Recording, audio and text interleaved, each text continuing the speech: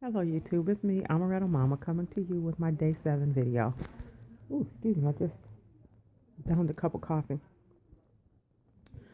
Um, Last video or the video before, I was telling you how I was with this new gentleman that I started dating. I've known him for a couple years, but never took the time to really get to know him until recently.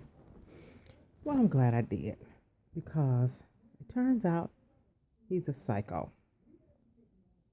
a real psycho. He's a felon. He has been in jail for domestic violence. Um, while I was at his new apartment, his ex girlfriend called, who turns out to be in the hospital fighting pancreatic cancer. And while she was on the phone, he had her on speakerphone and ripped her a new one with no regard to how she felt. Said that he had moved out of the apartment, that he had a new apartment, that it was over, that he had a new woman, and he was about to get married. I didn't say a word while he was on the phone with her. But when he hung up, I said, "So who you marrying?" And he turned and looked at me and he said, "You." Oh, I really know how to pick them. I really know how to pick them. So we got past that. We went to go get some breakfast. He took me to this place in the hood called Legends. It's a Coney Island that sits on the corner of Davison and Livernois in the Shellnuff hood. Well, we ordered our breakfast and we went and sat down. Mind you, there's no counter to sit at. The waitress doesn't come to you. The cook and the waitress are standing behind bulletproof glass. You go up and you place your order. She calls your name. You get your order and you bring your food back to your table.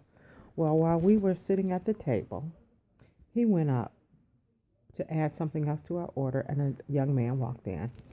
And they shook hands and gave the friendly hug, the brother hug, whatever you call it, I don't know. And he said, "Where's Molly?" And he said, "Man, you know me and Molly ain't been together for a long time." And he walked over to me and got my car keys because I drove to go out to the car to get his wallet out of the car. Um, so that when our food was ready, he could pay for the food. So he goes out, gets his wallet, he comes back in. He goes back up to the counter and says, "Miss, can you make that order to go?" And I thought to myself, okay. So when he comes back, he brings the wallet back. He comes back to the table and he sits with me. And he says, "I hope you don't mind. I got that order to go." I said, "I don't mind. Well, why did you do that?" And he goes on to tell me that the young man that was talking to was Molly's son-in-law. He took me to Molly's neighborhood to have breakfast. Who does that? Why would you do that? We were all the way in another city. We could have went anywhere and had breakfast. In fact, I suggested a couple places. He said, "No, I got to take you someplace that's got the bomb food and blah blah blah."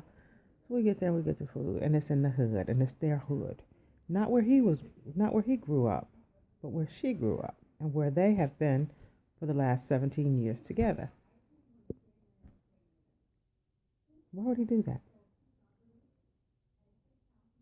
So that was a red flag. So I said, "Well, you know what? That was really dangerous for you to bring me to this neighborhood." I said, "If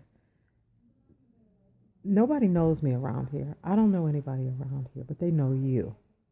They know that I'm not her. So she could have been any one of these people, and she could have attacked me, and I wouldn't have known. I wouldn't even been ready to defend myself.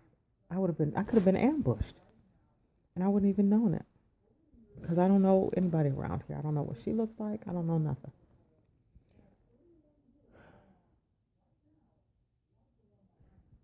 So I said, "Show me a picture." Everybody's got pictures on Facebook, YouTube, Twitter, whatever, Flickr, whatever you want to call it. He said, no, I'm not going to show you a picture of her because that ain't really none of your business and we ain't together no more, blah, blah, blah, blah, blah. I said, okay, that's fine.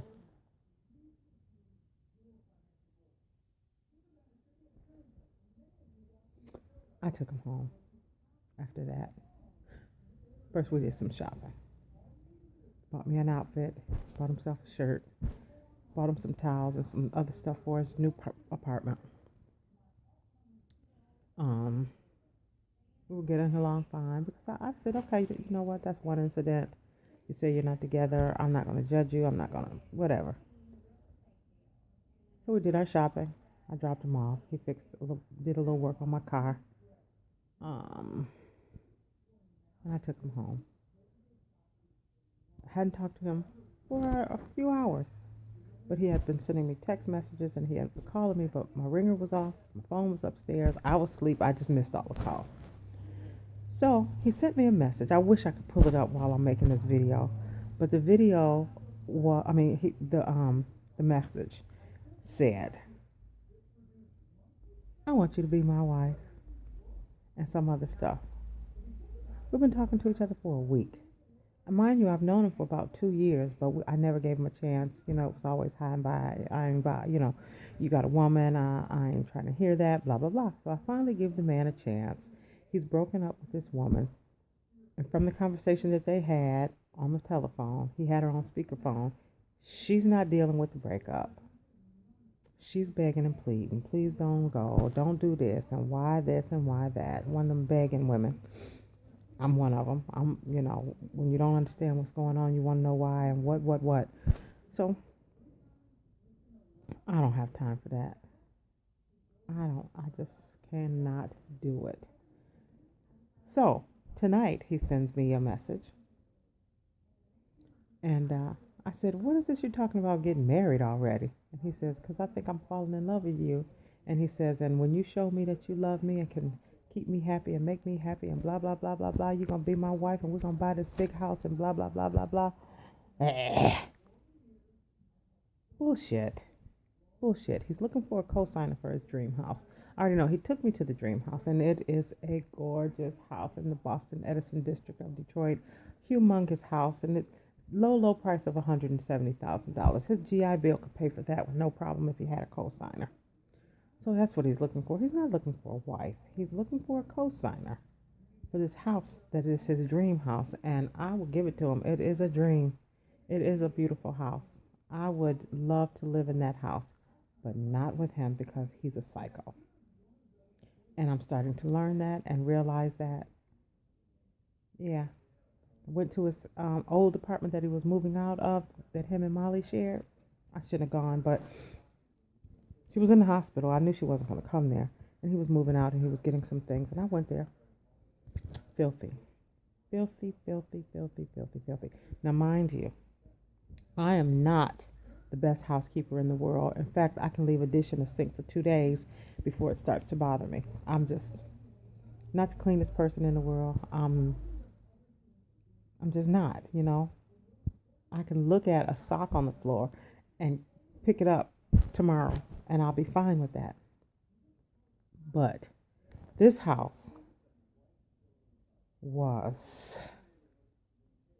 apartment was a hoarder house.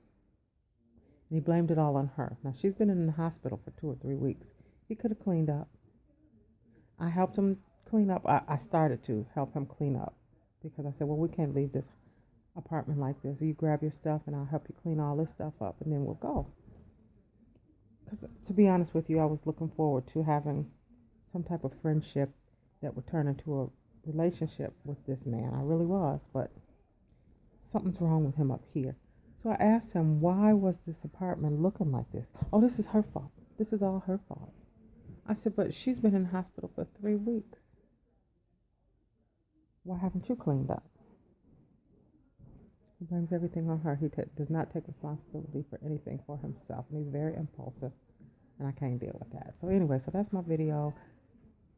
Our last text messages to each other was me saying, lose my number, psycho. And his reply was, no probs, cop. I right. See y'all. See y'all on the 8th. It'll be Mother's Day. Happy Mother's Day. Bye.